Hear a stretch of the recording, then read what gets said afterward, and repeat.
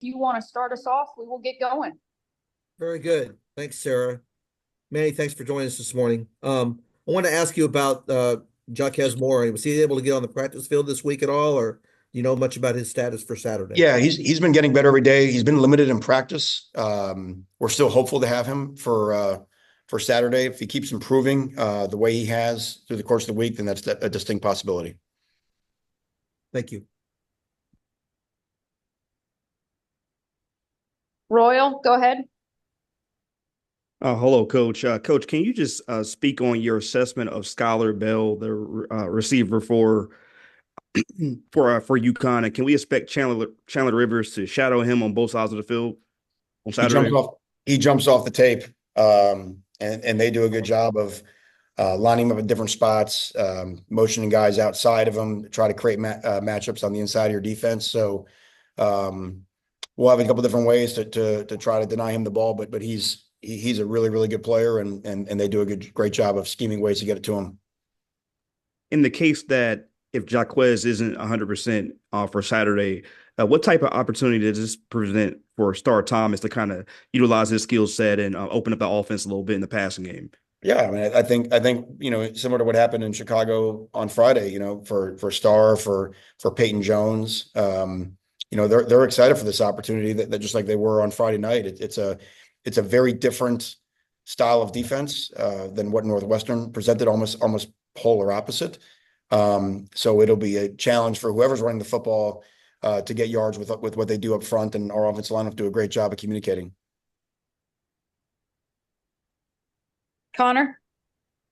Manny, I wanted to check in on the kind of trend story in college football.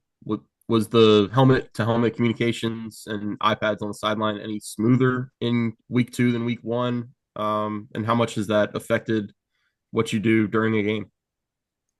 Yeah, I mean, it's certainly helping. I think everyone's getting better at it. I don't know if there's a specific anecdote from Friday night, but it does allow you to make adjustments, during the course of the game and certain things that you may not have seen until you would come back the day after the game. I think it really helps on special teams because that's usually, the game moves so fast. It's hard sometimes to make special teams adjustments and see exactly what's going on because you're talking about, such a wide open people all over the field opportunity.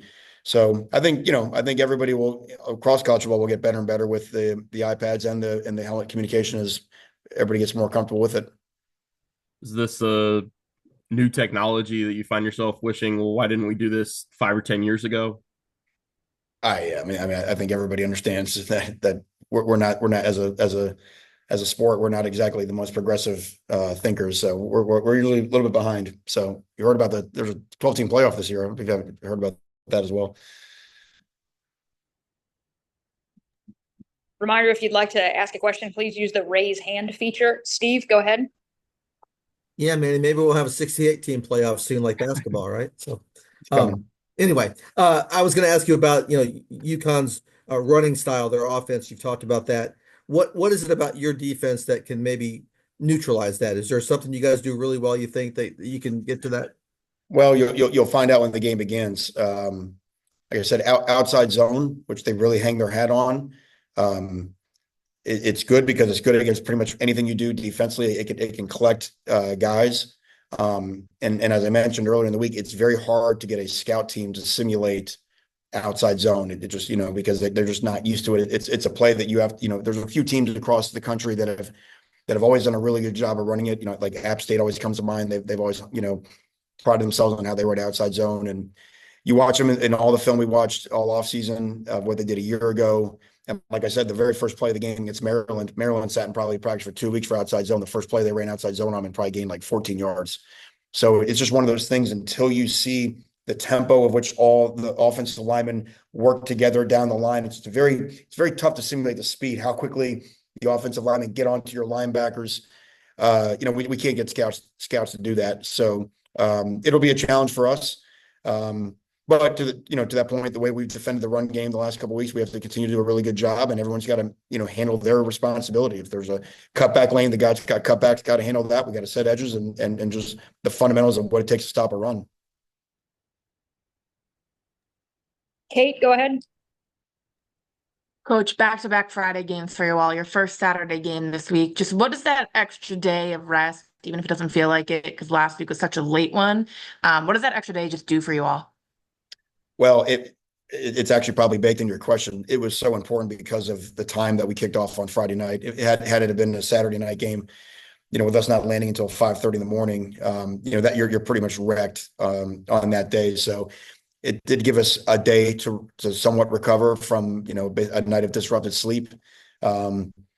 It's I think the best part is we had a proper Monday where the players were off and they could focus on academics, and the staff could really spend the whole day game planning, and then get into a normal flow, which we haven't really had that on the basically the short weeks in games 1 and 2. Rajan, go ahead. Coach, kind of building off of that, what have you seen from your team these past couple of days in practice, and how do you think they've responded from a really, emotionally intense victory Friday night, and how's their focus been this week so far?